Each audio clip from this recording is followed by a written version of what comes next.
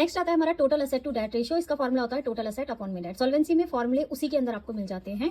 Dates वही long term liability, total asset जिसमें non current asset plus short term asset यानी कि current asset दोनों इंक्लूड होती है। इसके बाद आता है हमारा नेक्स्ट रेशियो, थर्ड है जो प्रोप्राइटरी रेशियो, जिसको आप इक्विटी रेशियो या शेयर होल्डर फंड रेशियो भी कहते हैं। फॉर्मुला होता है इक्विटी अपॉन में total assets. Then equity against share holder fund, total asset non current asset plus current asset. Next है आपका फोर्थ इंटरेस्ट कवरेज रेशियो, जिसका profit before charging interest and income tax divided by fixed interest charge.